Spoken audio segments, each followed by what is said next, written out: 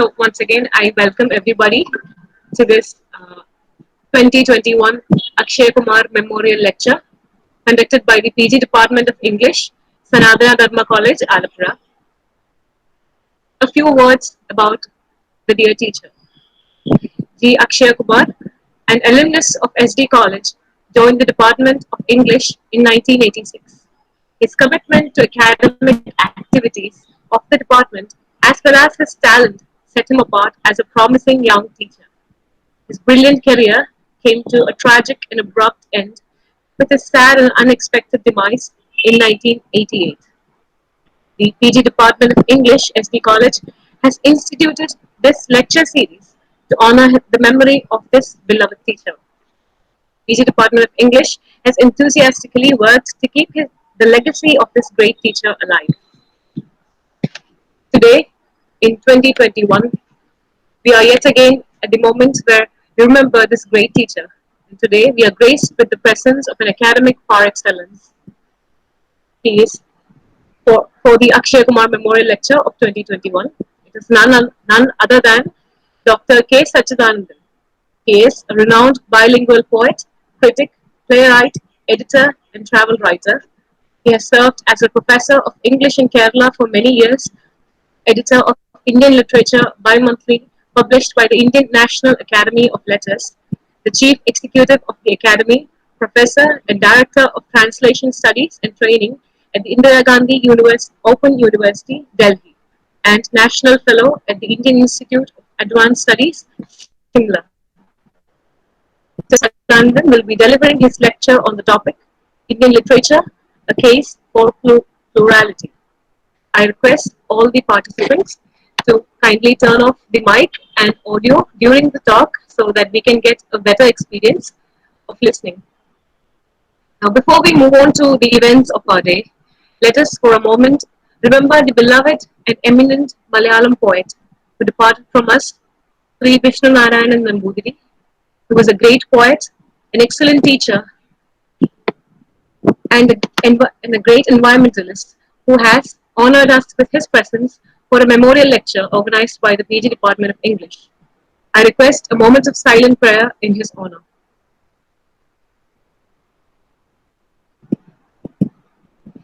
Thank you, everybody. Without further ado, let us move on to the events of the day. I invite Srimati R. Parvati, Assistant Professor, SD College, to deliver the welcome address.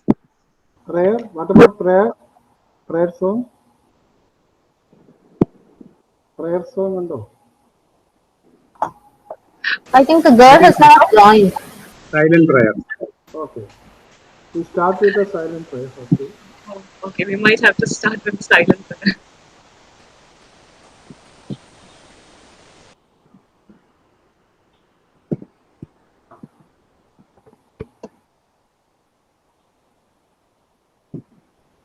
Well, after a moment of silent prayer, I now invite Professor Parvati to deliver the welcome speech.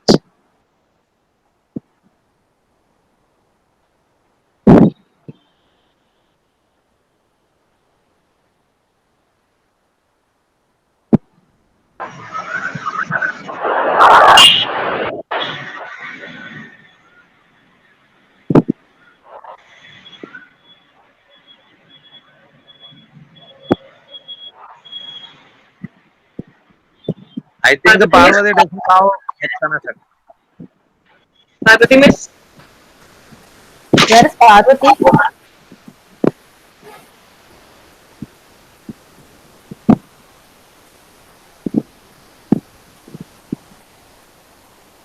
Parvati പോയെന്ന് തോന്നുന്നു കേട്ടോ, രക്ഷപ്പെട്ടെന്ന് തോന്നുന്നു.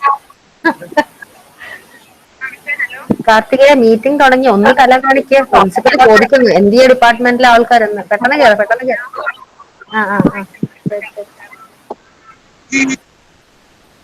Parvathi are you there? Yes, ma'am. Yes, ma'am. I lost connection in between, but now I have rejoined. Okay.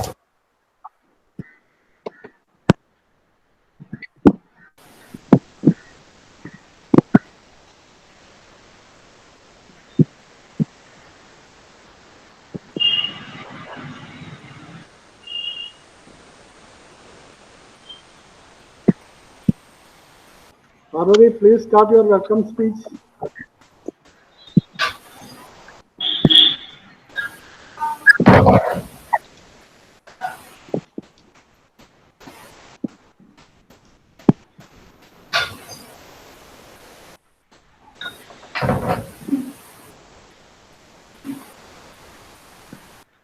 Parvati, I think Hello, you're not Parvati. she audible. doesn't Yes, ma'am. You're not audible. Please start your welcome speech.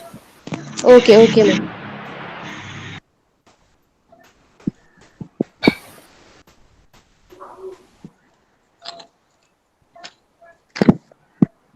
Ma'am, am I audible?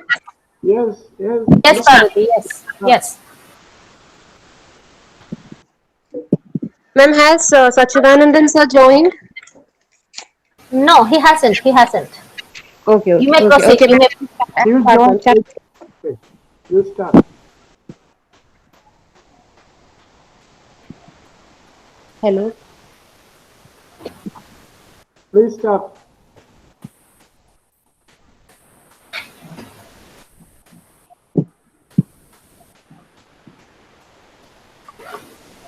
Hello, Parvati Miss.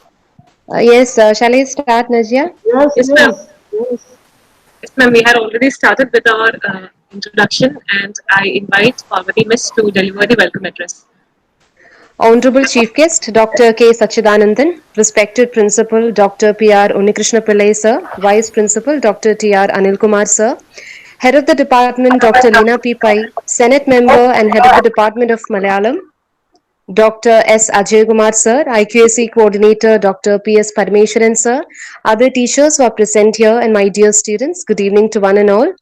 The Postgraduate Department of English, ST College, is a kernel of knowledge stimulating creative and contemplative thoughts and ideas. Every year, the department organizes lectures where eminent writers, philosophers, directors, and artists share their thoughts and ideas with us. This year, the department has organized an international and national webinar and the online webinar series Web of Wisdom, a platform where we were able to listen to reputed academicians from various colleges. Today, I'm happy to welcome all of you to Akshay Kumar Memorial Lecture, organized in memory of Sri G. Akshay Kumar, former faculty of the English Department.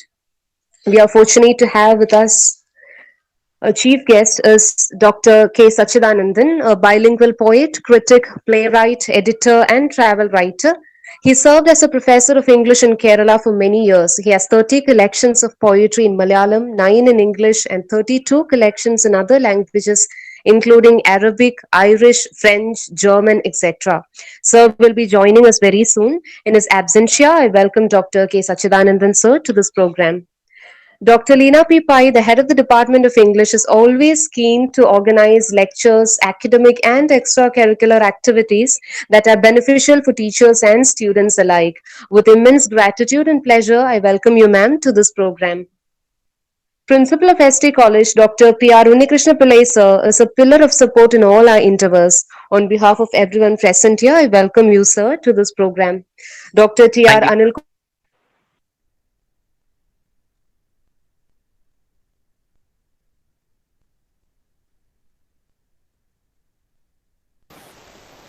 Parvati, have you? I think her connection is lost. Parvati?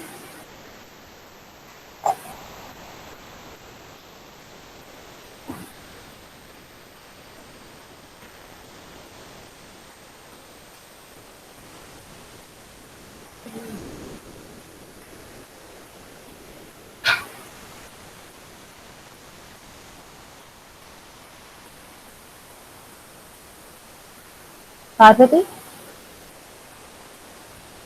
Connection point തോന്നുന്നു. അതെ.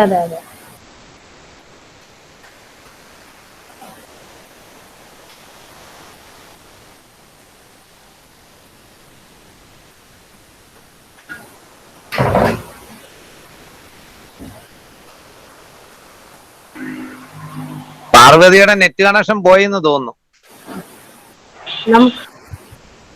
പാർവതി, പാർവതിക്ക് net connection കിട്ടുന്നില്ലെങ്കിൽ Najiya തന്നെ. Najia, Because Nadia has all documents with her. Najia, please welcome the others whom she has left out, and please let's proceed to the next. agenda on that is the presidential address, I think. നജിയുടെയും connection പോയി. Nadia has come back. Hello, miss. I'm so sorry. Parvati miss had just given me a call. She lost her. Okay. She lost Nadia, please connection. continue. So Please she has continue. agreed to. I mean, I can put her on audio call right now, and she will continue her welcome address. Yes. Yes, yes. Parvati ma'am, please. Yes, Parvati. Dr. T.R. Anilkumar sir, Vice Principal, Wesley College, has already offered his support for all the activities of the department. On behalf of everyone present here, I welcome Manas sir also to the program. Dr. S. Ajay Kumar sir, Senate member and head of the Department of Malayalam. Unni, And Dr. P. S. Paramanathan, I think Unni, of the National Exhibitions. And I welcome Ajay Kumar sir and my students sir. This is thanks for any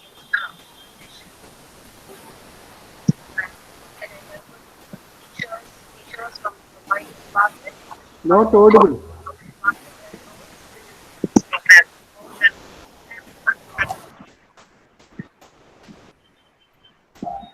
I hope that was audible.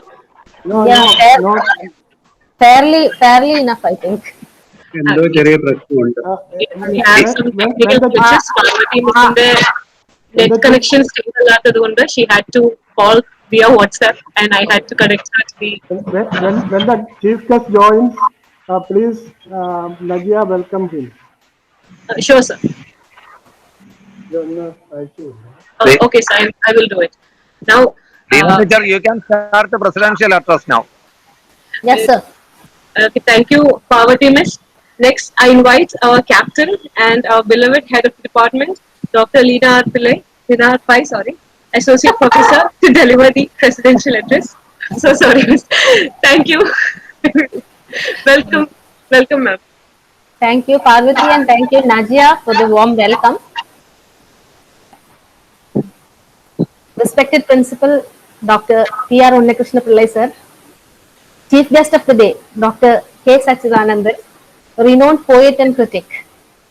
Vice Principal, Dr. T.R. Anilkumar. Respected Senate Member, Dr. S. Ajay Kumar. IQAC Coordinator, Dr. P.S. Parameswaran. Dear colleagues and my dear students. It is indeed an honored moment to preside over the 20th Akshay Kumar Memorial Lecture for the year 2021. This memorial lecture was introduced by our department to perpetuate the memory of our dear colleague, Sri Akshay Kumar. Sri Akshay Kumar remains a painful memory in the history of our department since his untimely demise at a very young age of 33 years in the year 1988. I myself, who had joined the college in 1989, have not seen him in person, though I have heard about him a lot from my senior colleagues. He was a very promising teacher, dedicated to teaching, and had a deep love for literature. His sudden departure left a deep chasm in the intellectual and emotional avenues of the members of this department. At that time, in 1988, as far as I have gleaned information, a lot of young teachers had joined the department. We had Prasida Verma, my colleague, Vinita, she has left the college long ago. We have Dr. Sati, Indulal, Ramachandran, and I think Ajit Kumar. Ajit Kumar had already left the college before 1989, since when I joined the college. These youngsters, along with the support and love of the senior colleagues in the department, instituted a memorial lecture series in the name of Sri Ajay Kumar. And this memorial lecture was introduced to perpetuate his memory. And since that year, we have been continuing this every year with invited lectures from eminent personalities. His sudden departure had left a deep chasm in the intellectual and emotional avenues of the members of this department, and since then we have been trying to relive his memory through these lectures, commemorating the young man whose zest for life was unmatched. The English department has taken this venture close to its heart and has taken great efforts to invite eminent scholars to deliver the lecture. We have had renowned speakers like Professor G. Kumarapillai and Professor B. Hridayakumari, only to name a few. By these lectures, we hope that each and every student of the department will have deeper insights into literature and will develop a love for this subject, which Sri Akshay Kumar had in abundance. This is a tribute to the soul who, I am sure, will be extremely contented to see the young literature students of SD College getting an opportunity to traverse through deeper realms of knowledge. I am much obliged to our chief guest, Dr. K. Sachidanandan, for being with us on the occasion. The topic on which he has to give a lecture is Indian Culture, a Case for Plurality.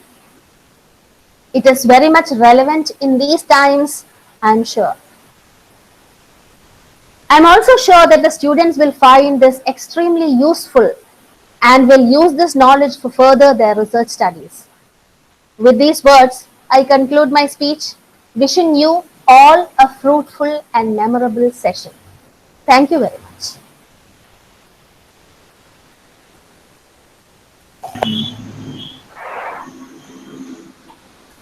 Dear Satyanand sir has joined. Please welcome Satyanand sir. Nadia, Hello. Nadia, Hello, sir. Satyanand sir has joined. Please welcome Satyanand sir and continue the program, inviting introductory remarks. Yes, sir. Our honorable chief guest of the day, Dr. Sachidananda sir, has joined the session. I would like to officially invite him, welcome him to the session. A few words about our eminent chief guest, Dr. K. Sachidananda sir. He is a renowned bilingual poet, critic, playwright, editor, and travel writer. He has served as a professor of English in Kerala for many years, editor of Indian Literature Bimonthly, published by the Indian National Academy of Letters, the chief executive of the Academy, professor and director of Translation Studies and Training at the Indira Gandhi Open University, Delhi, and national fellow at the Indian Institute of Advanced Studies, Shimla. These are but a very few details of his very distinguished career. He is here to deliver a very distinguished lecture on the topic, Indian Literature, a Case for Plurality.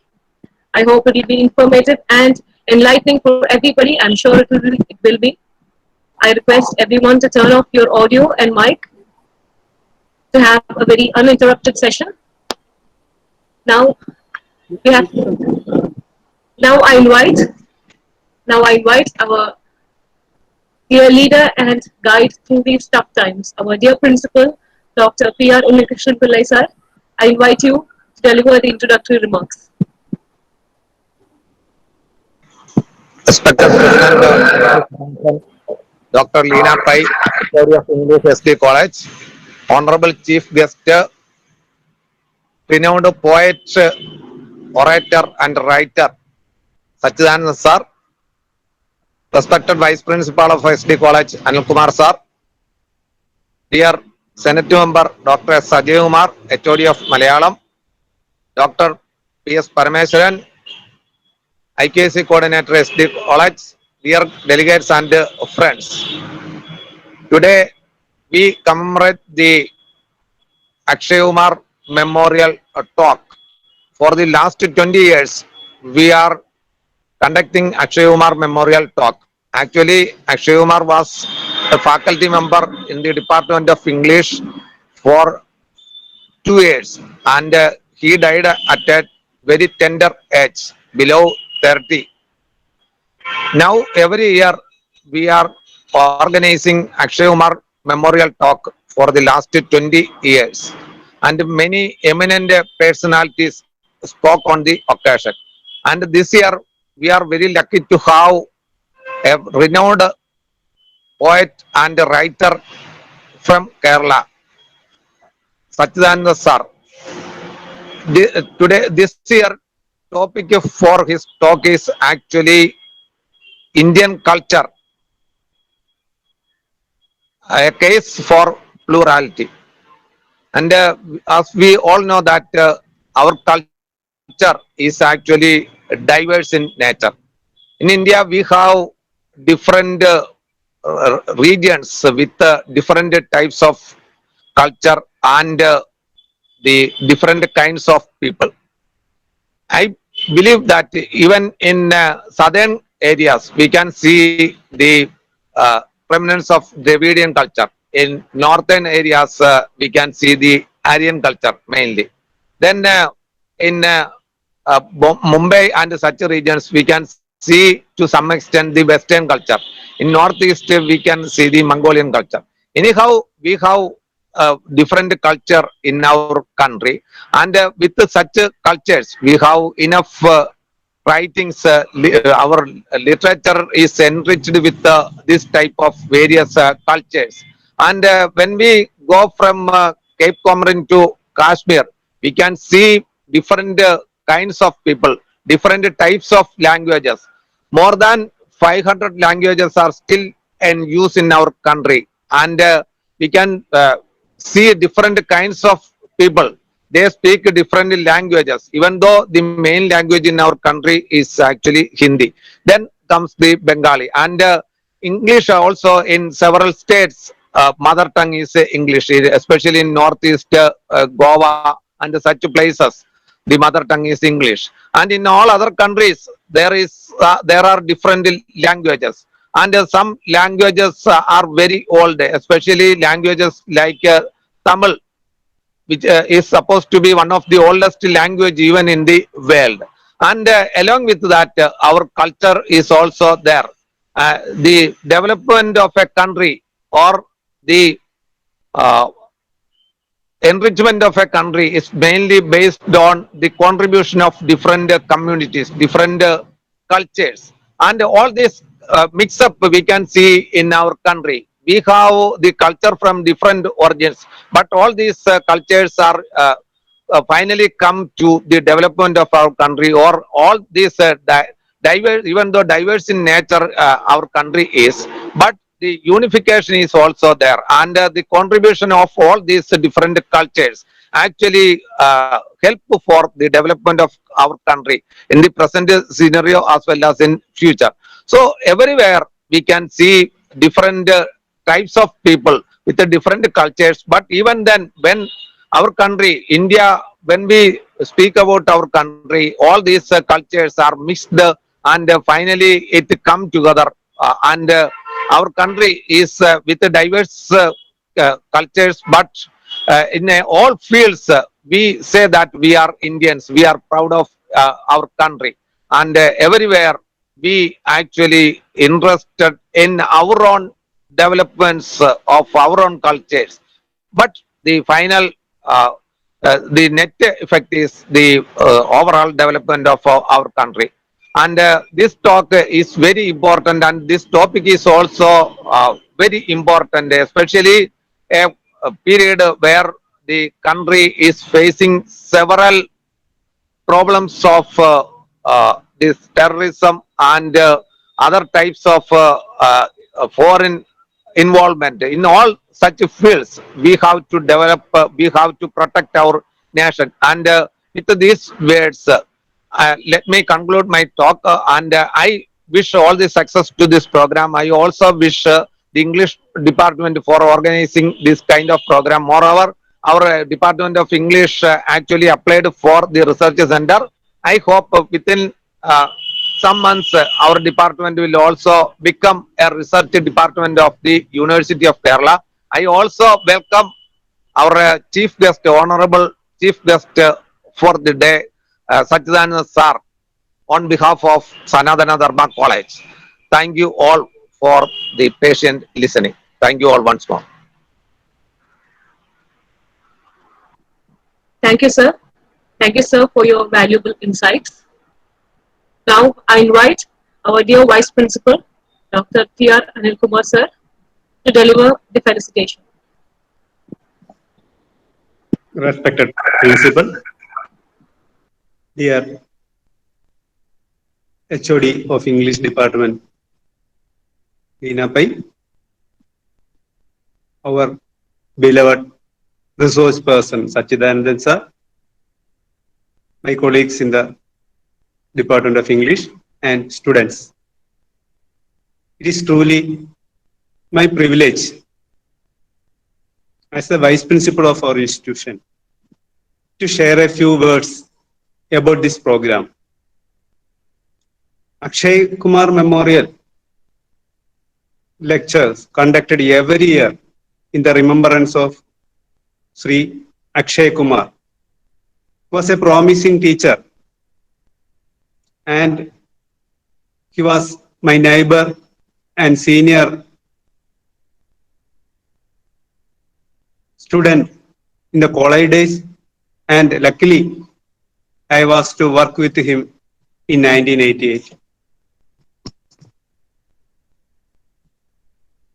These type of talks with these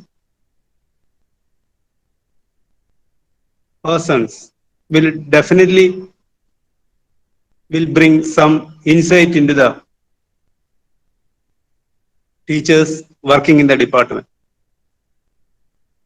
The English department has been into many academic and non-academic activities in spite of the COVID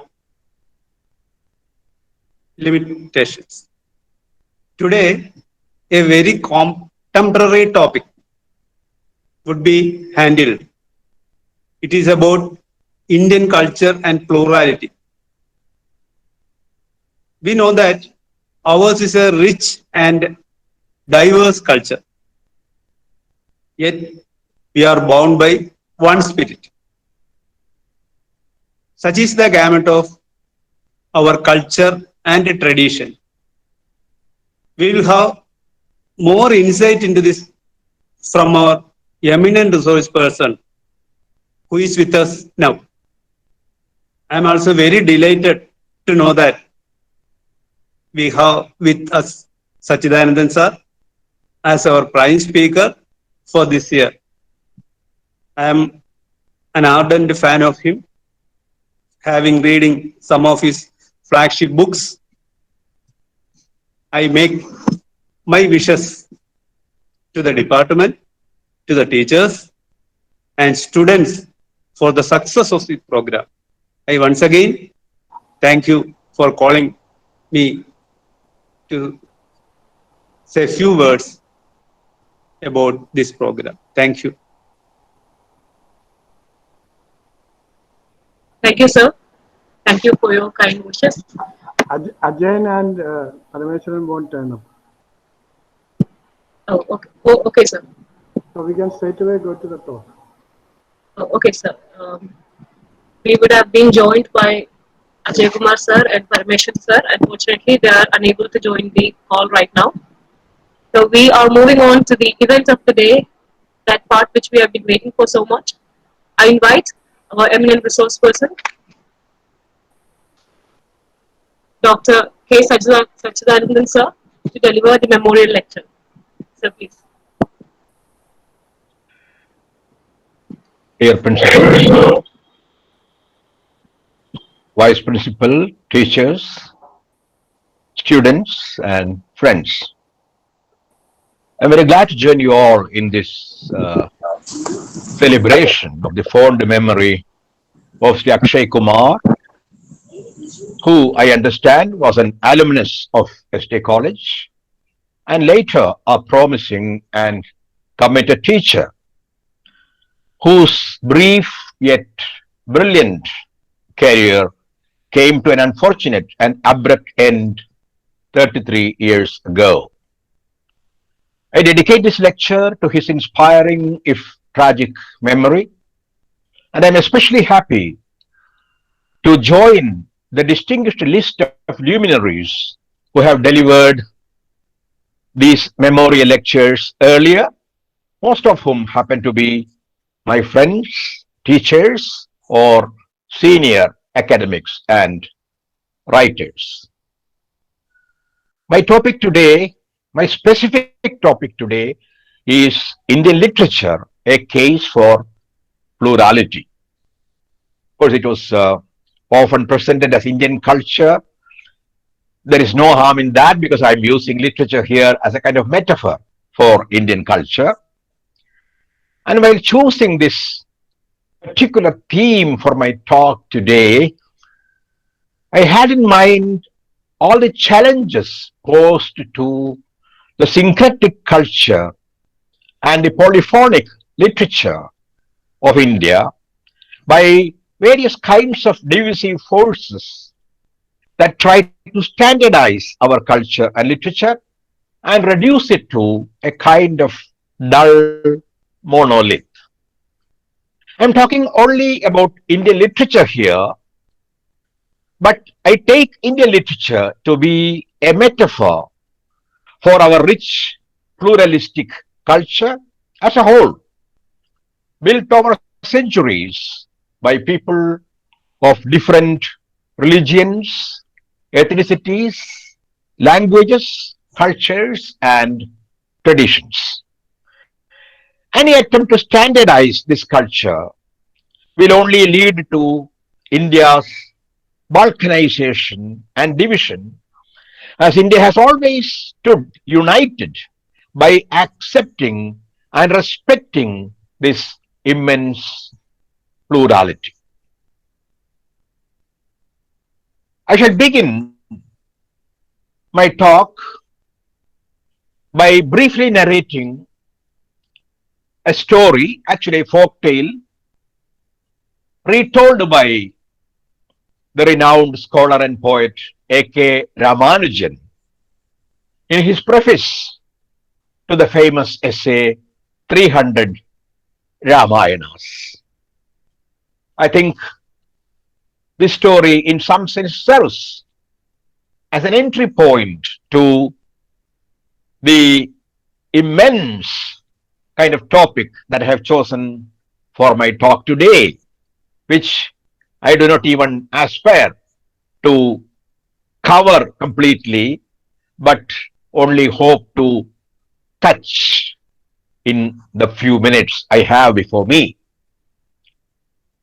The story goes like this. It is about Rama's ring.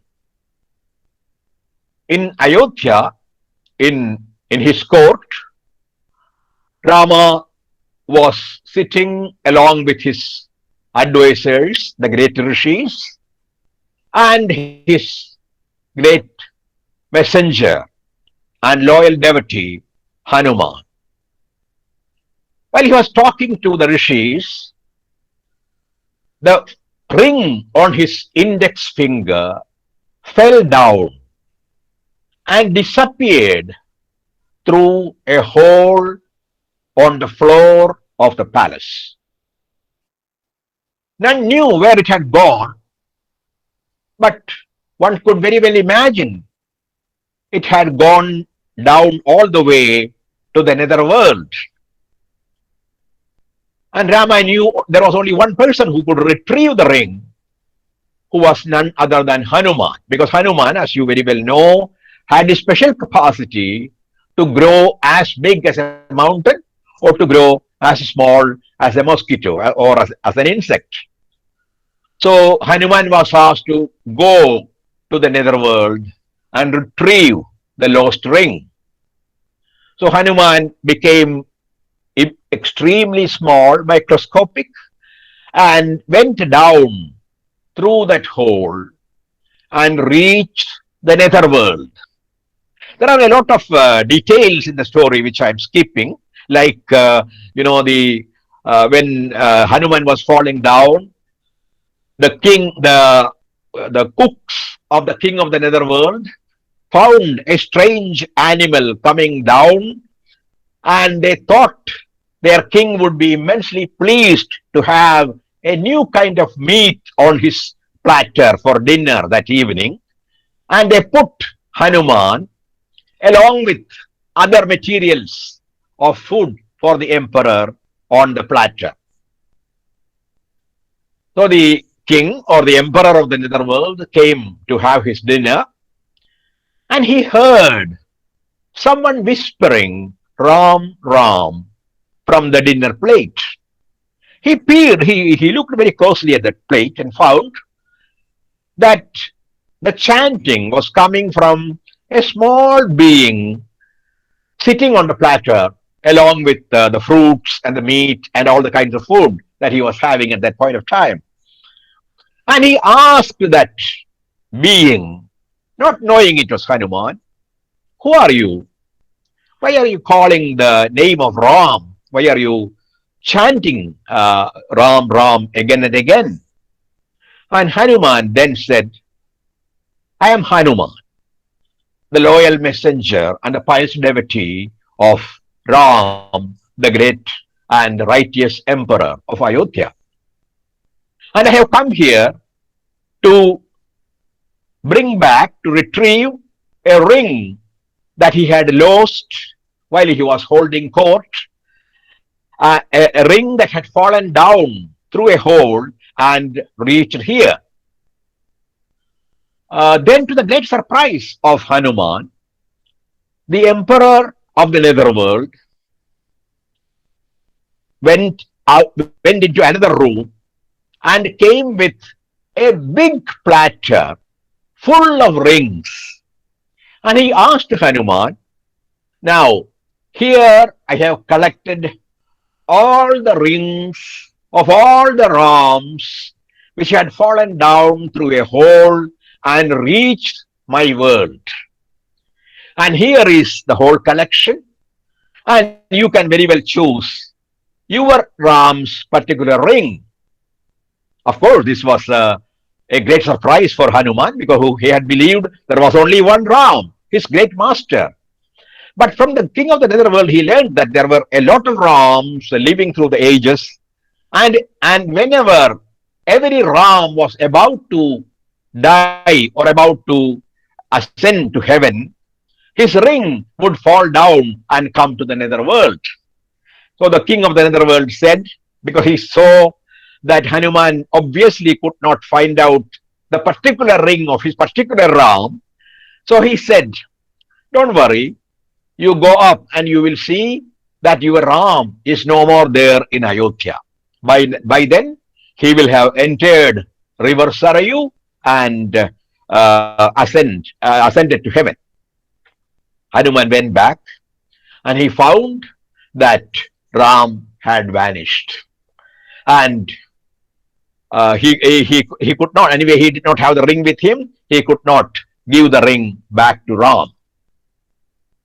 Ramanujan recounts this Kannada folktale in his introduction to the famous essay, Many Ramayanas, to tell us how Ramayana is not a single text, but a whole tradition that has several Ramayanas. Of course, Ramanujan speaks about 300 Ramayanas, but we know now that not 300, there may be 3,000 Ramayanas, sung Ramayanas, performed Ramayanas, written Ramayanas, painted Ramayanas, sculpted Ramayanas, and if you take all of them together, they may go into thousands. And we know too that Ramayana is not only an Indian text, but it is a South Asian tradition, because you have Ramayana in Java, in Sumatra, in Bali, in Philippines, in Sri Lanka, in what is today Bangladesh, in what is today Pakistan. So it is there all over South Asia, and all these versions of Ramayana differ from one another in very important ways. I'm sure at least some of you have gone through Paula Richman's books on Ramayana and the whole South Asian tradition of Ramayanas, or at least Reverend Father Tamil Bulke's great book called Ram Katha. Both these are available. I mean, Paula has now 3 books on Ramayana, which are all available in English, and Father Bulke's book is available also in Malayalam. He wrote it in Hindi. He lived in India, studied Hindi, wrote it in Hindi, and then it was translated into English, into Malayalam, and into several other Indian and foreign languages. And if you have ever gone through even this single text, Father Tamil Bulke's Ram Katha, you will have come to know how diverse the Ramayana tradition is. There are only very few common things in all these Ramayanas. Some common characters. There is Dasharatha. There are the wives of Dasharatha. Then Ram, Lakshman, Bharat, Shatrugna, Sita, Ravan, Hanuman, Bali, Sugriv. Well, these are common characters you will find in all Ramayanas. But there are many Ramayanas with many characters which are not there in all Ramayanas, including the Valmiki Ramayana. You know, for example, there is a sister to Rama called Shanta in the Telugu Ramayana, which you don't find in many other Ramayanas. And there is a Telugu folk Ramayana, which is generally sung by women, where Sita is the central character, not Rama, but Sita.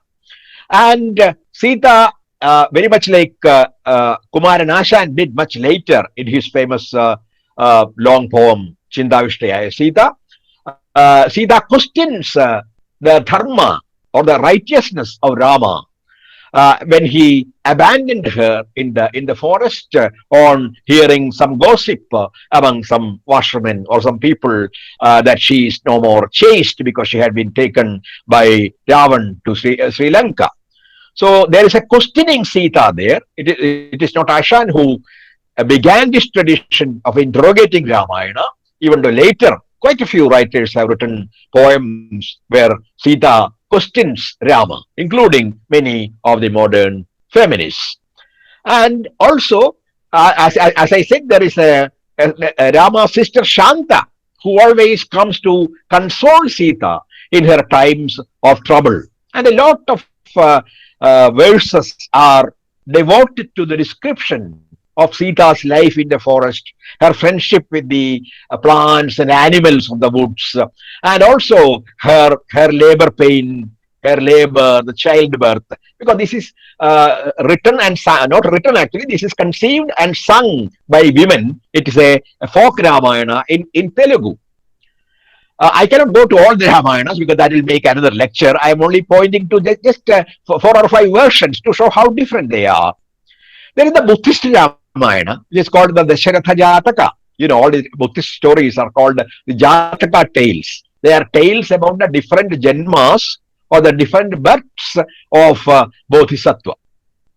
So in Dasharatha Jataka, Rama goes back to the palace in Kashi. There the palace is not in Ayodhya, but in Kashi, and restarts his rule. And in another Buddhist Ramayana, it is not Rama who fights Ravan, but it is Lakshman. Because Rama is a Buddhist sannyasin. And being a Buddhist monk, committed to ahimsa or complete non-violence, he cannot fight. He cannot have a battle with Ravana.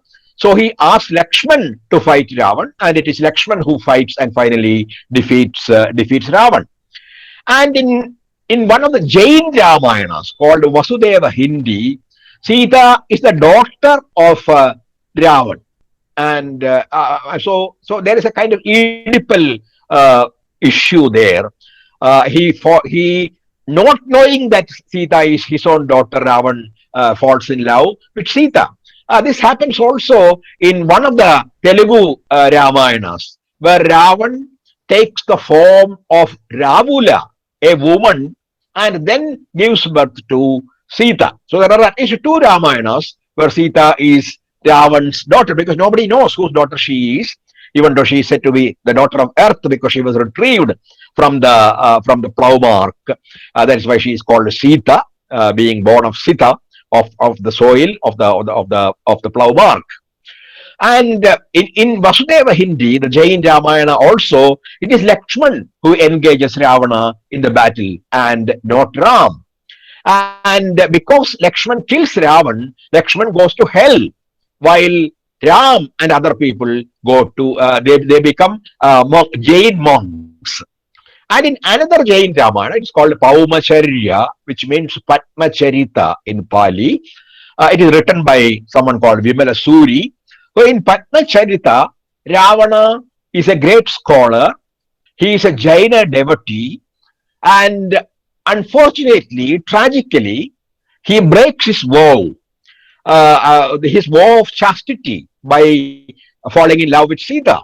And so he becomes a kind of tragic hero, very much like in the Greek tragedies with which you are all familiar, where the heroes are really great, but they have one tragic flaw, very much like in Shakespeare too. So his Ravana's tragic flaw was his immense desire for women, and that's what tempts him and makes him fall in love with Sita, which leads the whole tragedy of his carrying Sita to Lanka and finally getting killed. So he is a tragic hero in this Jain Ramayana, Paumacharya. And there is also a Patala Ramayana, which is one of the Malayalam Ramayana. We have 24 Ramayanas in Malayalam alone.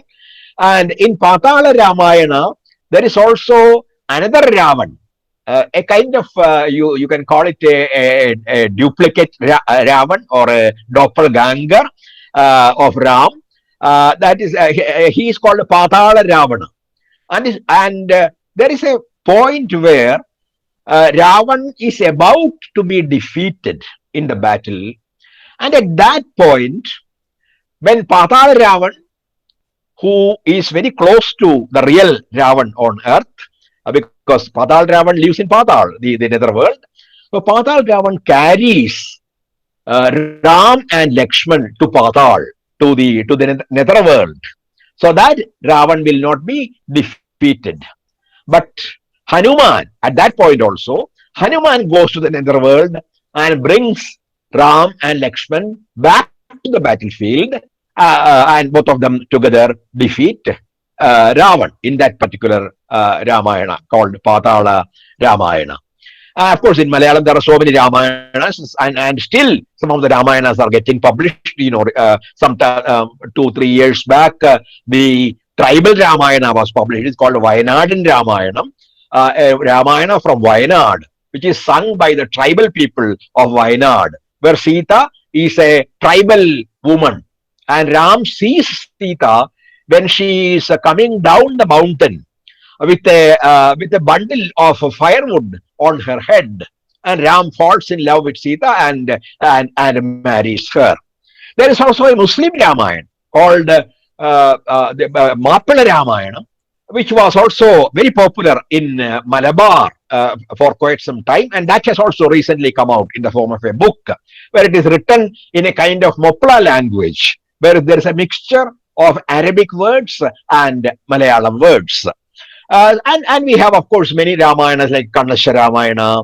We have, of course, the great Katma Ramayana by Elutachan, which is supposed to be the most important Ramayana for the Malayalis. And there are also many tribal Ramayanas. There is the Bhili Ramayana.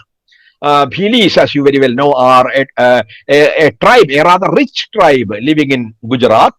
And the Bhili Ramayana is called a Rama Sitani Varta.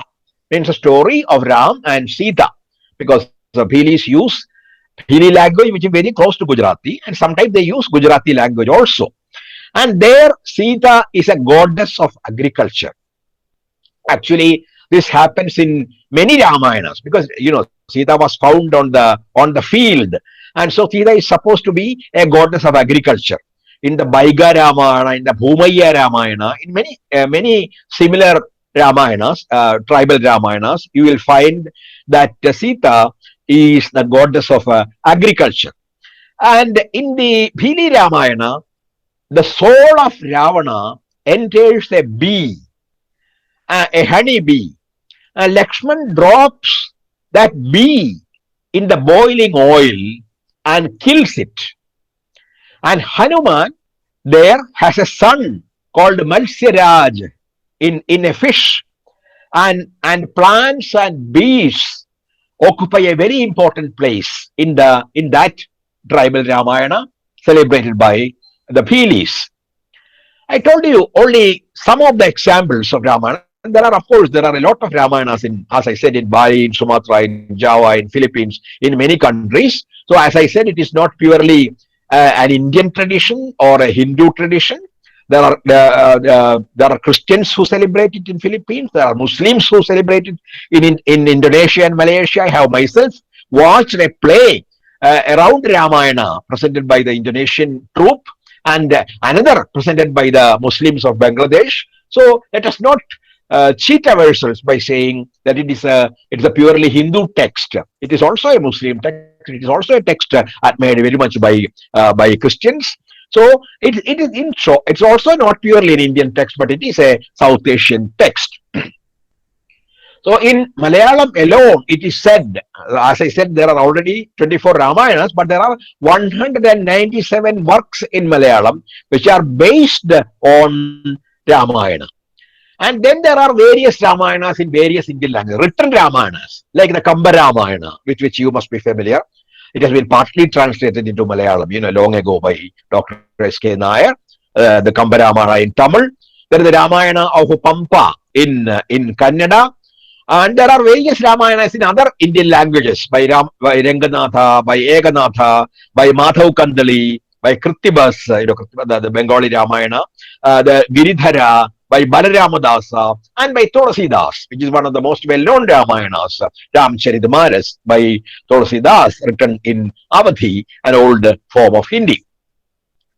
So also, and there are also several retellings of Ramayana, in the form of Attakathas, Ottandullal, various kinds of, Ramanattam, various performances based on Ramayana in North India, where I happen to be living. I have been living here for 30 years now. I have seen many presentations of the Rama story by folk groups and also modern theatre groups. And there are also questioning Ramayanas, like Kumaranashan's Chindavishthaya Sita, where Sita interrogates Rama's sense of morality. And there are the famous stories of Sarah Joseph in Malayalam, based on the women characters of Ramayana, which again is a mode of interrogating Ramayana. And there is a Telugu text also, which questions a lot of things that happen in Ramayana, which according to the author, who is a woman, are not according to dharma. There is a lot of adharma happening even in the battle between Rama and Ravana. So, in short, as I said in the very beginning, there are only some common characters and some common episodes in these Ramayanas. Otherwise, the settings are different, the landscapes are different, they take place in different parts of India, the relationships are different, episodes are different. And so all these Ramayanas are not the phenomena of a single essence, but very different texts, very different Ramayanas. So wherever I have gone in India, I have seen at least one place which is associated with Ramayana. If you have been to Wayanad, near Sultan Batheri, there is a lake which is supposed to have been made by Sita. Sita's tears, because Sita wept so much when she was abandoned by Rama, when she was in the forest living in Wayanad. And so she went on weeping, and the tears collected in the form of a lake. And that lake is still there. There is also a temple devoted to Lakshman in Wayanad. When I went to Kanpur, I saw a place called Sita Ki Rasoi, which means Sita's kitchen, where Sita was supposed to have had her kitchen during her exile in the forest. And so you can see not only when I went to Sri Lanka also, they showed me many places which are associated with Ravana and Rama. The place where the battle took place, the place where Rama had come, the place where Hanuman had landed, the place where Sita sat under the tree. All these places are still there. I mean, they believe they associate these places with Ramayana. And wherever you travel in South Asia, you will find many similar places which are associated with Rama or some episode in one of the many Ramayanas.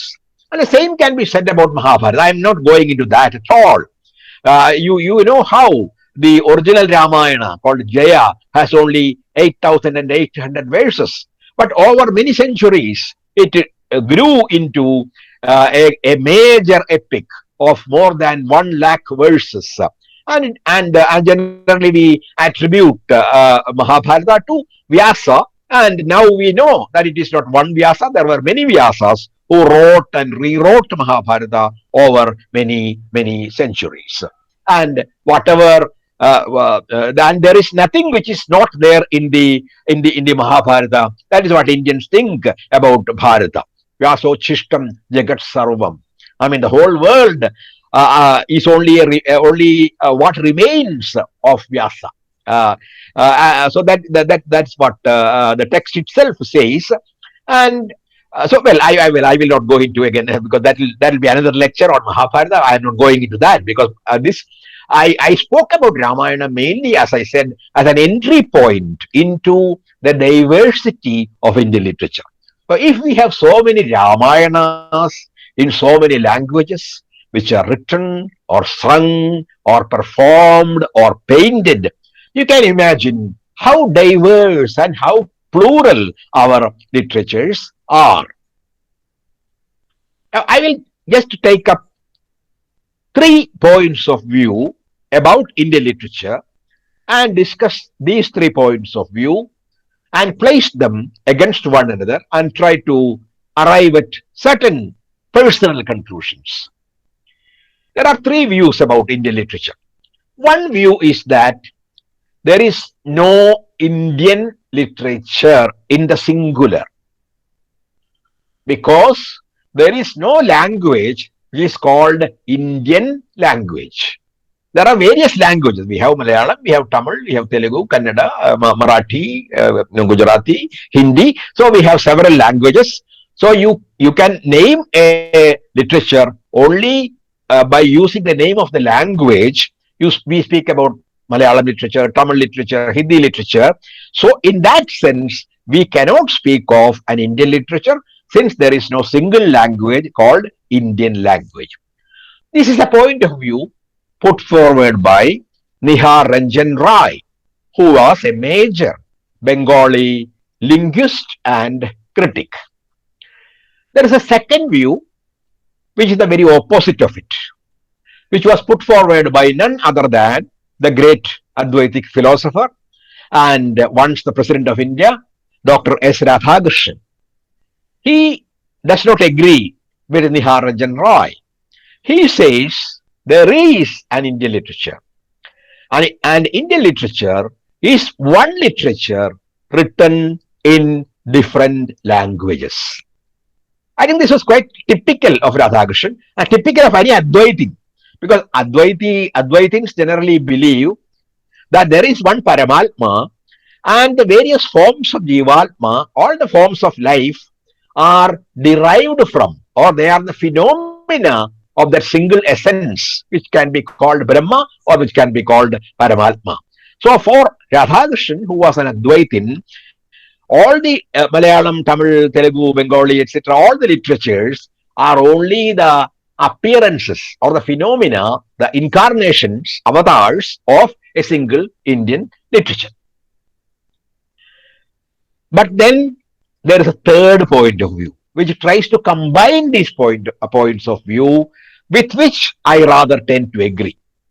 This was put forward by none other than Professor U.R. Ananthamurthy, the great scholar and the well-known Kannada fiction writer and a very distinguished thinker, who is unfortunately no more and who worked with me when I was in the Sahitya Academy. So Anandamurthy says, when you look for the diversity of Indian literature, you come to see its unity. And when you look for the unity of Indian literature, you come across its diversity. In fact, this agrees with my own personal experience of reading Indian literature and living with Indian literature for at least 40 or more than 40 years. Because actually all of us Malayalis, begin reading Indian literature even when we are children, because we have so much of translated text in Malayalam. Translations from Hindi, translations from Bengali, from Gujarati, from Marathi, mainly from Bengali and Hindi. And I think all of us, even as children, have grown up reading Bimal Mitra or Shankar Banerjee or Yashpal and all those major writers in Hindi and Bengali particularly, and also, of course, of French, German, etc. But then later, it was after coming to Delhi and taking charge as the editor of the journal Indian Literature, and later as the chief executive officer of the Sahitya Academy, that I began to concentrate very much on to read up everything that is available in English or in Hindi, the two major languages I happen to know somewhat well, and understand, try to compare and understand what Indian literature is like. And whatever I am going to say is based on my own first-hand experience of my reading of Indian literature, Indian poetry, Indian fiction, Indian drama, and of course a lot of theory about Indian literature and Indian aesthetics. So let us see that if India itself, as you very well know, has a syncretic culture, because there are several religions which have contributed to our culture. There are several different races, there are different languages, different cultures. All these have contributed to our culture, and that is how India has come to possess such a very rich and pluralistic culture. So our what is now called Indian culture is built over centuries by people of different religions, different ethnicities and languages and traditions. And that is why I said any attempt to standardize these cultures or reduce them to a single culture or a single religion will ultimately destroy India and ruin the entire fabric of Indian culture, and also destroy the immense plurality that makes our literature and our culture so rich and so varied and so colorful. So look at the linguistic landscape of India. We have 184 mother tongues, 1,576 languages, 25 writing systems, 8 families of languages, and every state has several mother tongues. According to the latest People's Linguistic Survey of India, which was led by my friend Ganesh Devi, in every state you will say, even though there is one dominant language, there are many other languages spoken in all the states. Even in Kerala, if you go to the northern extremity of Kerala, you will find a lot of people speaking Kannada. In the southern extremity, you will find a lot of people speaking Tamil, and there are many people speaking Konkani or Tulu within Kerala. So you cannot say Malayalam is only language in Kerala. And then there are so many tribal languages spoken by the tribal people of Kerala, in which now many of the young poets have even begun to write poetry. So, and this is true about other states of India also.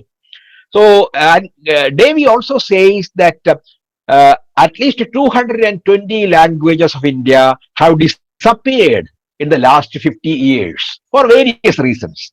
Either they were not being used, they were not being propagated or taught in schools, or the last speaker passed away, and only 780 languages remain alive, out of which 480 are tribal languages. And there are 10 million people for whom English is the mother tongue. Especially a lot of people of the young generation speak in English to one another to their partners and even to their parents. And and as I said, there are many languages in each state, even in small states like Arunachal Pradesh. Arunachal Pradesh has 66 languages. West Bengal has 38 languages. And this is true about many other parts of India also. So finally, it is said we have 1,652 languages today, and of these languages, only 24 languages have written cultures. Others are not written because they don't have an alphabet. They are only spoken languages, or what we generally call a dialect. But I am very suspicious about the usage of the word dialect and language, because there is a famous English saying where it is said, a dialect becomes a language when it has an army and a political party. And actually, we found it in India in the case of Bodo and Santali. Bodo and Santali were supposed to have been tribal languages and dialects, but now they are in the 8th schedule of the Indian Constitution. They are approved, recognized languages. Why? Because they raised their voice. They wanted to be in the 8th schedule, and later the government had to yield to their pressure, the pressure from the people, and they agreed to accept Santali and Bodo into the long list of approved or recognized Indian languages. If you look at the early literary histories of India, they were all written by foreigners, not by Indians. Foreigners like Albert Weber, George Grierson, Gracien de Tarsi, Robert Fraser, Max Muller, Herbert Gowen, quite a few of them. Some are German, some are British, and one is Dutch. So and when they wrote these histories of Indian literature, they were primarily writing only about Sanskrit literature. And sometimes, they made a mention of Pali, Abhabhramsha, and Prakrit languages. But their focus was on Sanskrit. Even Tamil, which has an equally old history, was not included in those histories of Indian literature. So in short, what they called Indian literature was nothing other than Sanskrit literature. And they did not even know the distinction in Sanskrit between various kinds of genres like the Kavya, Purana, Idihasa, Natya, and other Shastra, and various other kinds of genres. Tamil was not there at all, as I said. And then, naturally, modern Indian languages did not find a place in all these histories of Indian literature. Remember, they were written mostly in the 19th century or even in the early 20th century, by which time most of the major Indian languages had already grown up. They had a very rich body of literature. But this major corpus of writing was completely ignored by these Western historians of Indian literature, who spoke only of Sanskrit literature. Not to speak of oral literature. They did not even look at oral literature, because we have also many oral epics. I spoke of Ramayana and Mahabharata, but there are also many oral epics. There is Malle Madeshwara in Kannada. There is Pabuji in Rajasthani. There are many similar epics in the tribal languages and so-called dialects of India. And so oral literature was neglected. Modern Indian language literature was neglected. Even ancient Tamil literature was ignored, and they focused purely on Sanskrit literature, and that is what they called Indian literature. And when the British chose to translate Indian literature also, the translations were mainly from Sanskrit, because they translated only those texts which they thought would help them rule India and understand the Indian people better. So they got Bhagavad Gita translated, then Kaudilya's Arthashastra, then Manusmriti, and some of the old Shastras, and then some literary texts like Shakuntalam, they were translated. There is a whole history of the reception of Shakuntalam in the West, written by Romila Thapar, which many of you must have read. It is called Shakuntala Texts and Histories. So they accepted Shakuntala for a particular reason, because there Dushyanta was like the colonizer, the British who came to India, and Shakuntala was like the vulnerable, weak India who submitted to the superior British masters.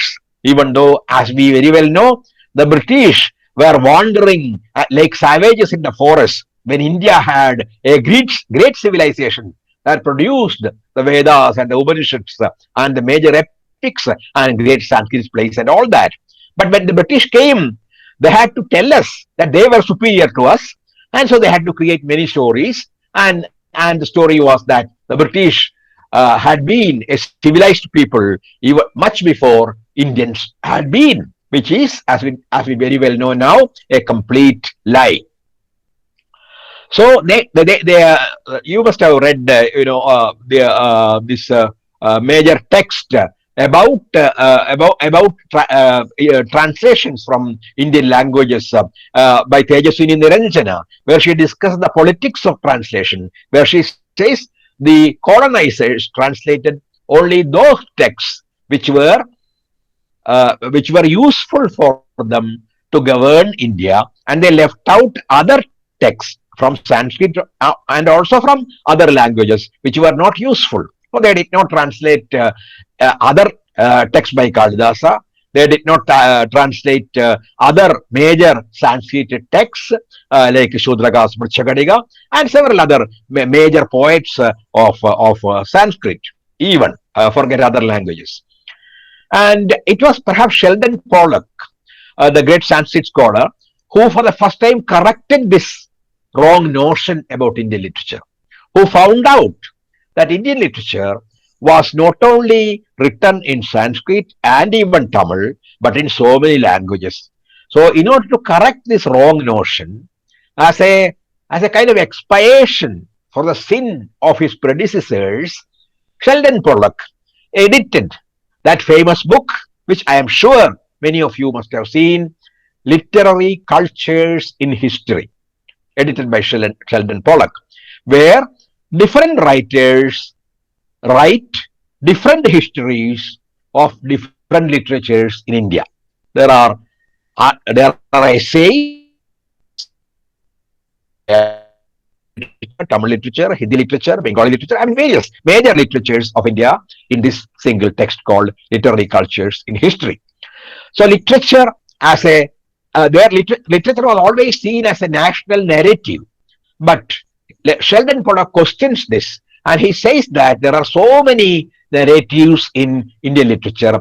It is not a single tradition, but it is an amalgam of traditions or a compendium of several traditions.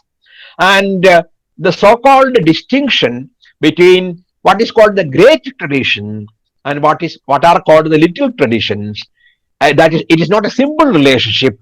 A lot of conversations, dialogues, exchanges took place between the great tradition, that is the classical tradition, and the little traditions, the language traditions. It was never a one-way traffic. If we have taken from Sanskrit, well, a lot of regional things also went into Sanskrit. That is how we have Panchatantra, we have Brihat Katha. Many of these are collections of folk tales which existed in many languages of India at that point of time and later translated into Sanskrit. So it was never a one-way traffic. From languages, a lot was taken into Sanskrit, and later from Sanskrit, a lot of texts were translated into Indian languages. So it is not true to say that there was one single major tradition and many smaller traditions. No, we have to give equal importance to all these different traditions, even while agreeing that certainly languages like Tamil and Sanskrit have a longer history and they are in that sense truly classical languages, other than a few Indian languages which have a history of around 1,000 years. I will just look at the arguments for using the word Indian literature in the singular and Indian literature in the plural and come to my own conclusion now.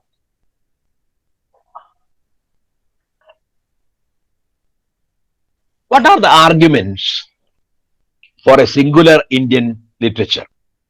They have been put forward by different critics like Sujit Mukherjee, the Bengali critic, or Umashankar Joshi, the Gujarati critic, or Shishir Kumar Das, or Dr. K.M. George from Kerala in the comparative history or history of Indian literature. Krishna Kripalani, K.R. Srinivasa Iyengar, Suniti Kumar Chatterjee. There are a lot of people who have argued for a single Indian literature other than S. Radhakrishnan, whose name I have already taken.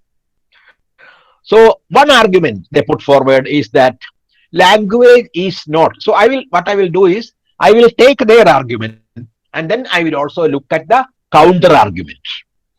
The first argument for a single Indian literature is that language, because as I said, Nihar Ranjan Rai said there is no single language called Indian, so there cannot be an Indian literature.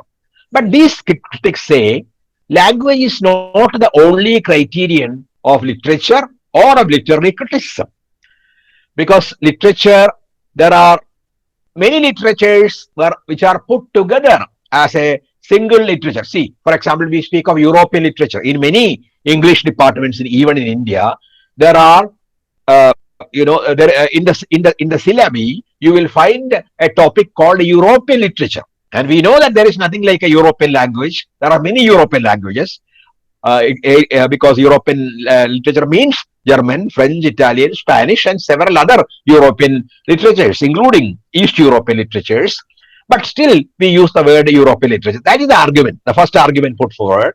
Also, in literary criticism, language is not the only criterion, because there are critics who study literature based on class, on race, on caste, on sign. There is what is called semiotics, and on structure. There is structuralism based on archetype, based on ideology, even based on the unconscious. At least right from Freud to Lacan, you find a whole tradition of studying the various texts based on their textual unconscious. So that is why we have today black criticism, we have Dalit criticism, we have feminist criticism, we have structuralist criticism, we have semiotics, we have various reading theories, psychoanalytic theories, we have deconstruction. So we have several kinds of theoretical approaches to literature. So language is not the only criterion of literature or of criticism. So what is the argument against this argument put forward by people who want plurality? They say it is true. Language is not the only criterion, but language is the most important criterion because that is fundamental. Because without the foundation of the language, there cannot be literature. Because even different movements in Indian literature are manifested differently in different literatures of India. If you look at Bhakti movement or progressive movement and the reform and independence movement in Indian literature, you will find they are expressed in very different forms in different Indian languages. Language is fundamental. And also they say that the first argument can be reversed. You can also say that one literature may represent different literatures. For example, we speak of English literature, but there is Australian English literature, there is American English literature, there is Canadian English literature, and there is British English literature. And now there are also Indian English literature, Pakistani English literature, Sri Lankan English literature. There are English writers all over the world, and there is a major chunk of African literature being written in English, as you very well know.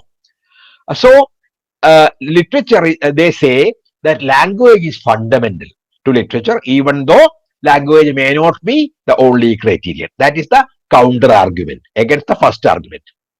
And what is the second argument? There are many multilingual writers in India, so you cannot write a history of any literature in India confined to a single language. Because if you look at our Bhakti poets, they did not write anything, they were only singing when they went from place to place, and they often used different languages. For example, Mirabai, who is very well known to all of us, Mirabai is claimed by Rajasthani, by Braj Bhasha, by Hindi, by Gujarati, because Mirabai sang in different languages. I mean, at that point of time, they did not exist as different languages. They were all mixed. So she used many languages in her poetry. So she does not belong to a particular language. This can be said about many others also. It can be said about Kabir. It can be said about Namdev, Tukaram, many other writers who used different kinds of languages. And even in modern literature, you will find, for example, our own Madhavi or Kamala Das, as you know, wrote short stories in Malayalam and poetry in English. Or Kiran Nagarkar wrote fiction both in Marathi and English. And this was true also of Arun Koladkar, who wrote poetry in Marathi as well as in English. And you will find several others in Kannada language, in Gujarati language. There are many people who write in Gujarati and Urdu, in Marathi and Urdu, in Hindi and Urdu. So there are many people who write in different languages. So where do you put them? If you say language is the only criterion. So there is no clear answer, counter argument to that. But one can only say that now anyway, such writers are very few. Actually, if you look at the whole of Indian literature, you will find only very few, not even 1% of writers who write at the same time in many languages. Most writers are confined to one language. It could be English or it could be their own mother tongue. So that is applicable only to a few writers, mainly of the past and very few in the present. So that is not a major argument. That is the counter argument. And then the next argument is there are common patterns of evolution in Indian languages. Because if you look at the history of Indian literature, you will find it passed through a period of tribal literature. Then there was an epic period. Then there was the period of great classical literature, mainly in Sanskrit and partly in Tamil. Then the Bhakti movement. Then the movement of freedom for freedom and the movement or for social reform in the various societies. And then there was a progressive literature. Then there was modern literature.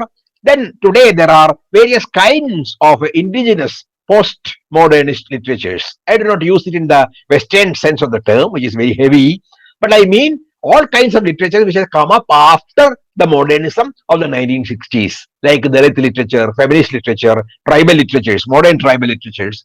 They all came up after the modernist literatures of the 60s. In that sense, we have several postmodern literatures. So this is a common pattern, and so you can speak of a common Indian literature also. That is their argument. But what is the counter argument?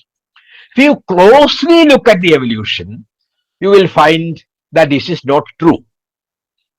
First, because the languages themselves came into actual use or into prominence at different times.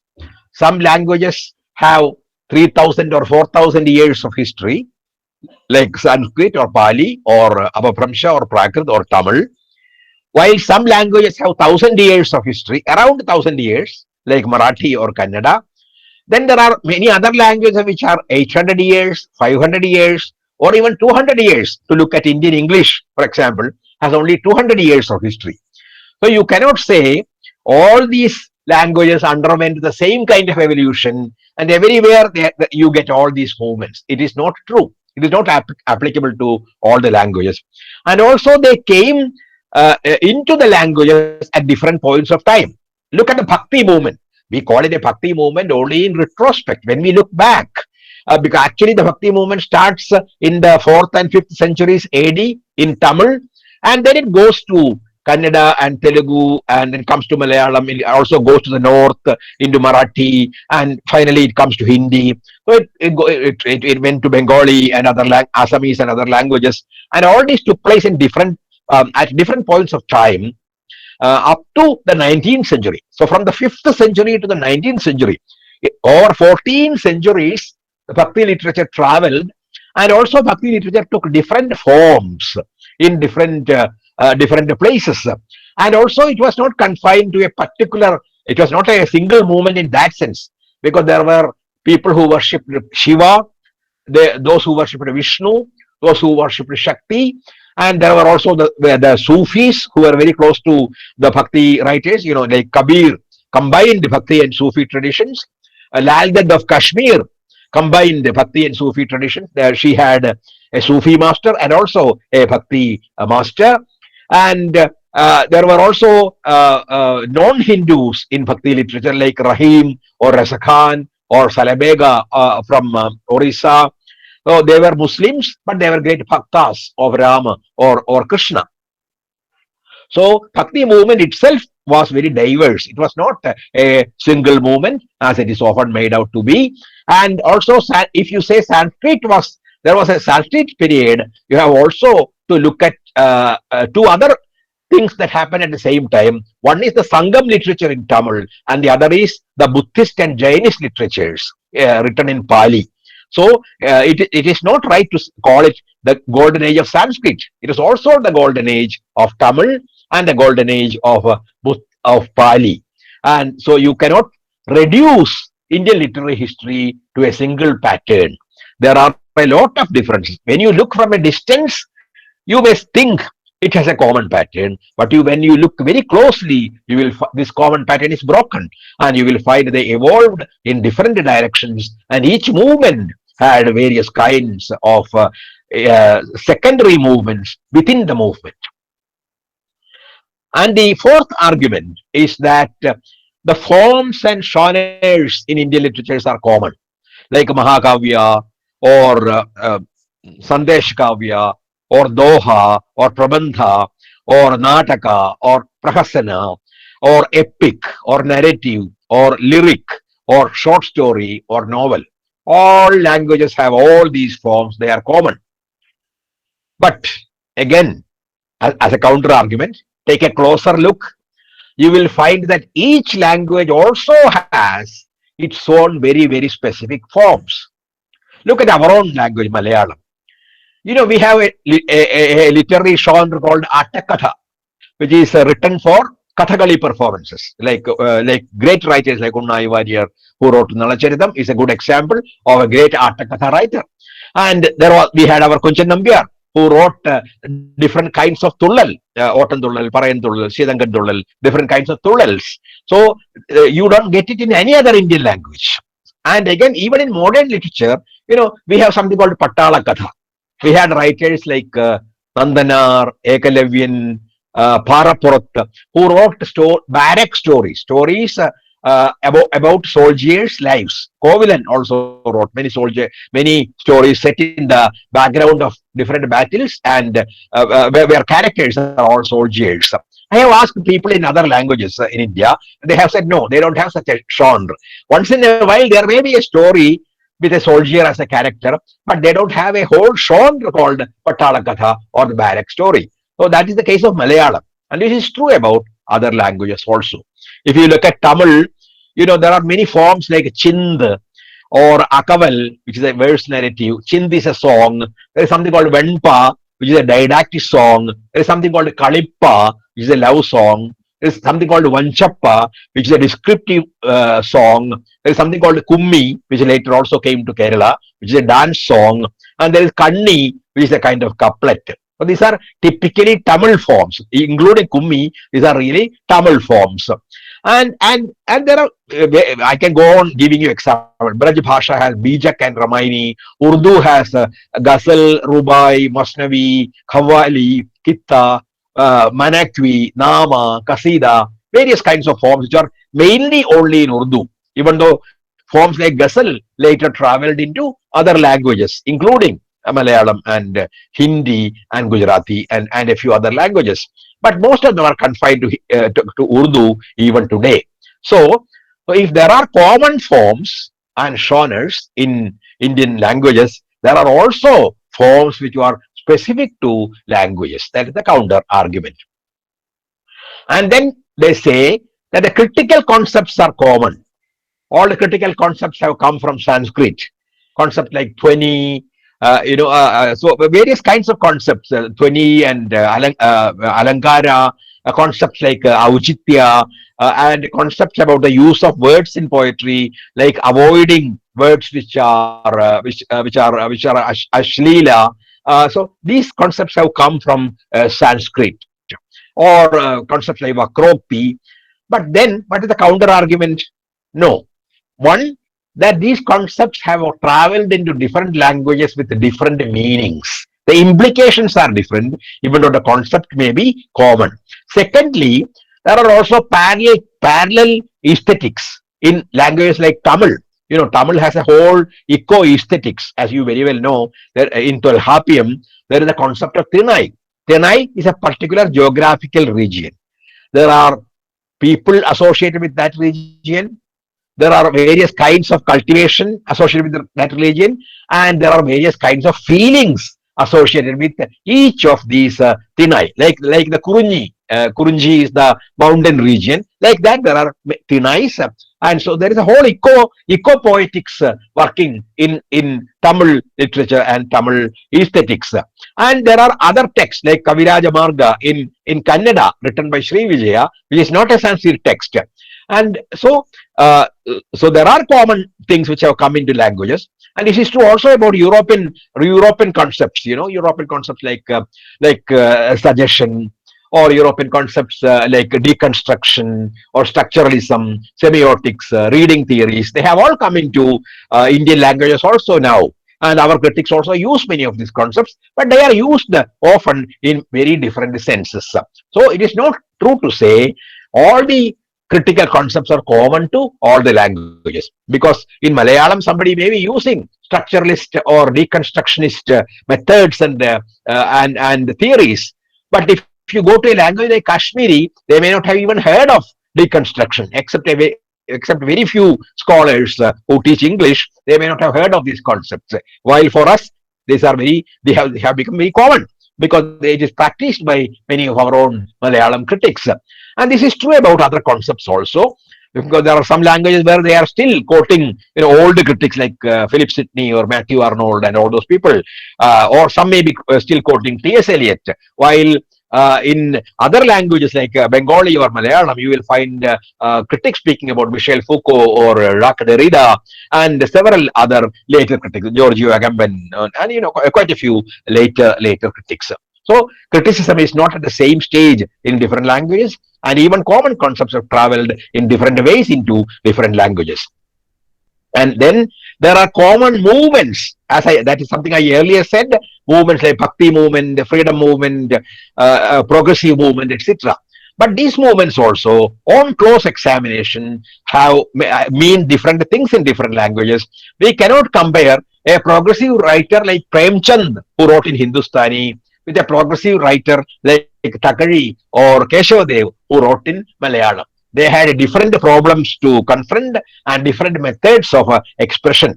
And this is also true about Bhakti literature. You cannot say Kabir and Tukaram or Namadev and Elthachan, who are all Bhakti poets, ultimately wrote in the same way, or they had the same kind of Bhakti. They had they believed in different forms of spirituality, different gods and goddesses, and followed different systems of Indian philosophy. Some were Vishishtadvaitins, some used Advaita philosophy, some even believed in several different gods like Rama or Krishna or Kali or Shakti. So so even within the movement, you will find they were expressed differently in different languages. And about epics, I have already said, we say Ramayana and Mahabharata unite the whole of India. It is not true. First of all, Ramayana and Mahabharata are not purely Indian, they are South Asian. And secondly, there are many language epics which exist only within the language, like the ones I exemplified from Kannada, Malle Madheshwara, or Pabuji from Rajasthani. In several tribal languages also, there are epics which are not written down but sung over weeks. Sometimes they take a whole month to sing the whole epic over many nights in 1 year. Well, India has several epics. It is not a single tradition. And then if you look at the origin of languages, I have already said they originated in different periods of life. And if you look at influences, and again they say there are common influences. But the argument for pluralism says these influences again are not simultaneous. they did not come together in different languages. There are some languages where Victorian influences are still strong, and there are some languages where they have entered a modernist phase, or somewhere they have entered a postmodernist phase. And it is not the same poets or the same writers who influence all the writers in the Indian languages. For example, Pablo Neruda is very well known in Malayalam because somebody actually, I translated Pablo Neruda in Malayalam for the first time. So Neruda became a common poet, very much like a Malayalam poet. And our Gabriel Garcia Marquez, he got translated into Malayalam, and this writer is very much like a Malayalam writer for us. That is why N.S. Madhavan once said, who is the most popular Malayalam writer, Malayalam novelist, and he said it is Gabriel Garcia Marquez. He is so popular in Kerala. But if you go to a place like Gujarat, or if you go to Kashmir, you may not, they may not have heard of these names. Maybe there are one or two who have heard, but people don't know. But in Kerala, almost at least people who read know the names of Pablo Neruda or Gabriel Garcia Marquez, or at least of Thomas Mann and Dostoevsky and Tolstoy and such important world writers.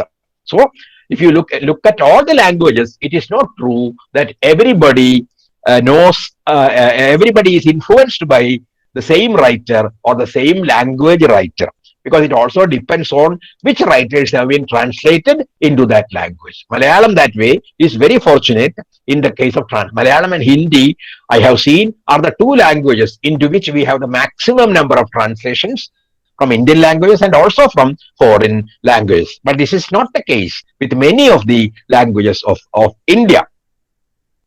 And you have also to look at another factor.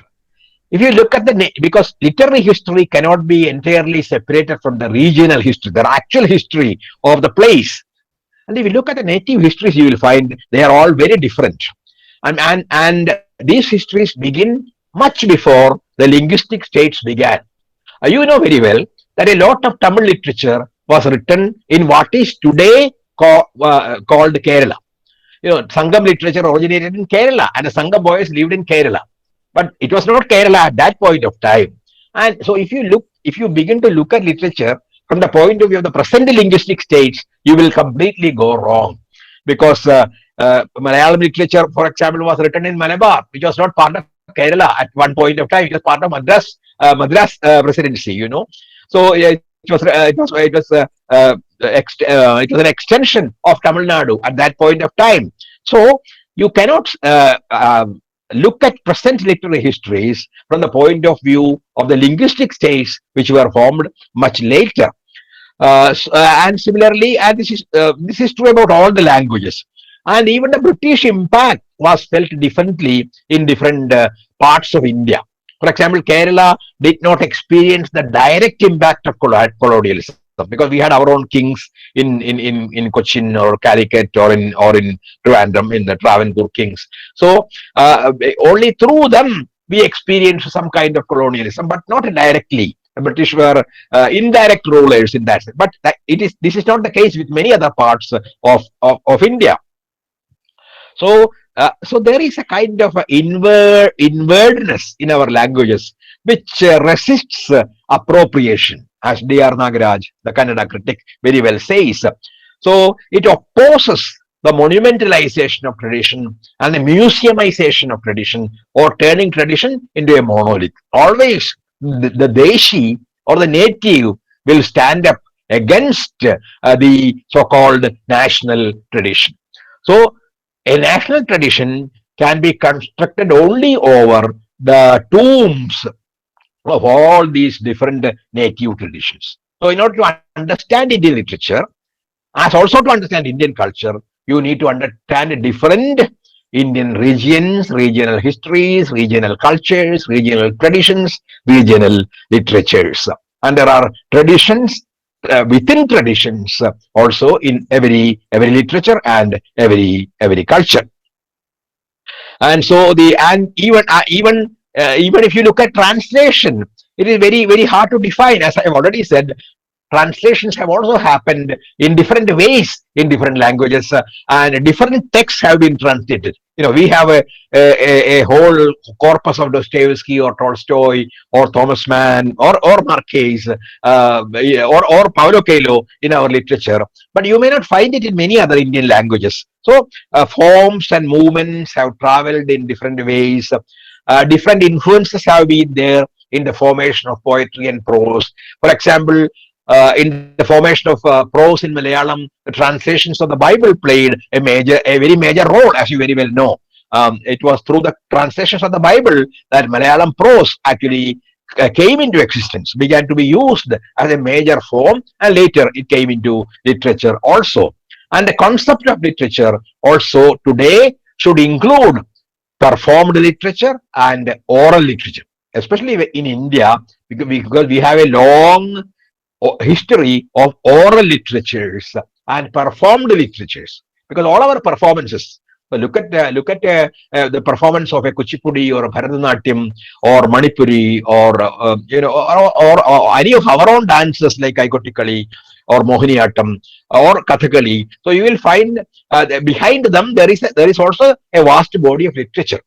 So we have performance literature, we have oral literature, we have all our so-called Nadanpat or folk songs. So you have to include all that, the Abhang and the Kirtan and the Dastangoi and the Harikatha and the Ottandullal and the Murakatha and the Attakatha. Only when you include all of them, our understanding of Indian literature becomes completely comprehensive. So we need a very inclusive concept of literature.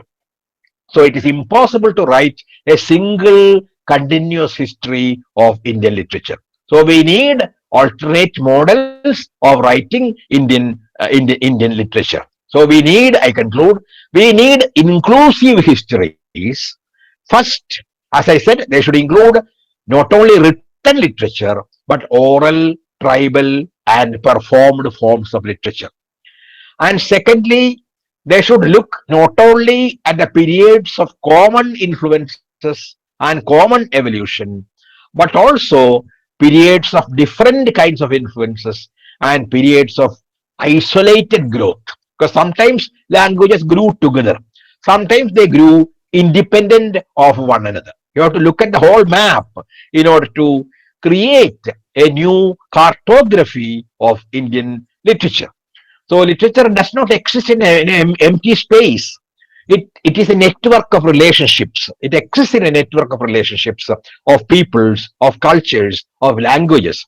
And if you look at Indian poetry, particularly, you will find poetry and philosophy were not very different in India. If you look at the Dashamaskandha of Bhagavata, the 10th canto of Bhagavata, you can never say the British will say it is philosophy, but we will say it is poetry. Look at Bhagavad Gita. It's a philosophical text or a poetic text. Actually, it is both.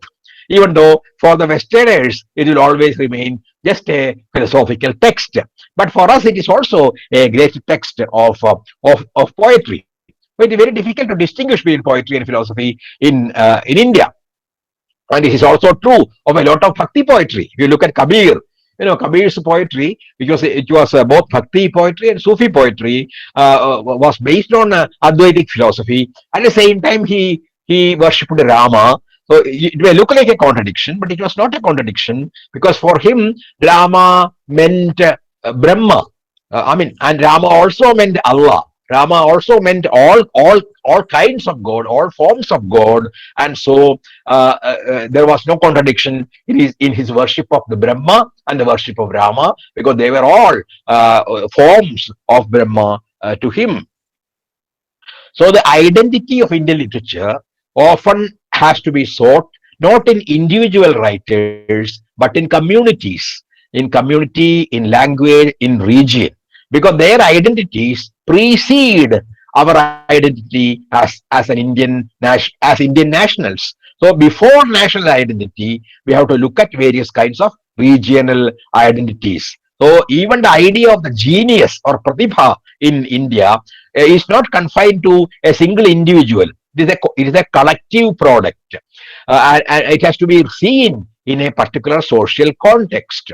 And this is true about Vyasa or Bhasa or Kabir, and because they had there were no copyright rules at their time, and the idea of the author came to us much later. It came from the West actually. We did not have the idea of an authorship also, because the folk songs, for example, every generation went on adding to the folk song. Some people will forget some lines, then they will replace those lines with their own lines, and then some people will add new lines, and that is how you know that the folk tradition has existed like this in a flux. It is always in a state of change. And this is not only true of folk tradition, but even of a text like Mahabharata, which went on changing, evolving, developing through different stages in different ages. It was never a single text, as I said about Ramayana also. So single language cultures are in fact to be taken like pruned gardens, while a multilingual literature like Indian literature has to be seen not as a pruned garden but as a dense forest. Indian literature is a dense forest, while if you only look at Malayalam literature or Tamil literature, it may be seen as small gardens. But if you want to see the whole forest, you have to look at all these different literatures together in a single comprehensive fashion. So we can tell all our different tales, and but each tale will remain incomplete. Only when we put together all these stories, it becomes a single story. I think it is something like the Vikramaditya stories. You know, in the Vikramaditya stories, there are many stories. At the same time, there is also a kind of invisible link, because all these stories are end in a question asked by the Vedal or our version of the Sphinx to Vikramaditya. That way they are connected, but at the same time they are also independent stories. This is how we need to look at Indian literature also. Each literature has an independent story to say, while we put all of them together, they become a common big story. So, and also each language, each literature has its own aesthetics and its own aesthetic geography. So we need literary histories that can reflect our diversity. That is my only and main point. It should not look like the single history of an Indian literature, but it should be able to reflect the entire. That is what Sheldon Pollock was trying to do. And that work should continue now, because it should include many more languages which Sheldon had not included. So we need different histories put together. We need to hear the suppressed voices and make the inaudible audible, because we have the histories of the tribal people, histories of Dalit people, histories of minorities, I mean religious minorities, ethnic minorities, sexual minorities, that we have not so far heard very much. They were invisible people, or their voices were not heard. Only when we begin to hear their voices, and only when we begin to see them, our democracy will become a proper democracy, and our literature, our understanding of literature also will become a democratic understanding, a comprehensive understanding, a complete understanding. So we need to incorporate untold stories, unexpressed histories, and suppressed voices. And that is the function of democracy. And we need to increase the space for dissent, the space for diversity, the space for plurality, and only in the plural can we use the term Indian literature ultimately. Even if you want to use the term Indian literature, I have no objection to that. But when you use the term, remember, you do not mean a single literature, for example, Hindi literature alone, but you mean all the literatures of India, including tribal literatures and oral literatures and written literatures. And that is the kind of new comprehensive literary history that we need today. That's why I said we need a new literary cartography, a new geography, a new mapping of Indian literature. So this is my argument for the case of plurality. Thank you so much for your patient listening.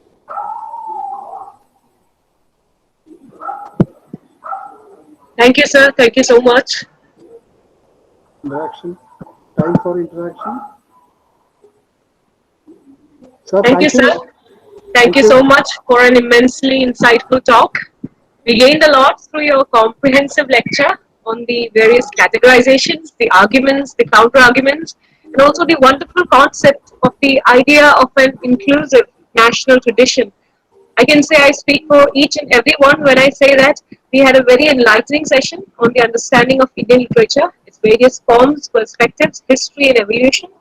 Your metaphor for the Indian literature as a dense forest of its diversity and plurality of it, I may safely say, serves as the core idea of this session. Thank you so much, sir.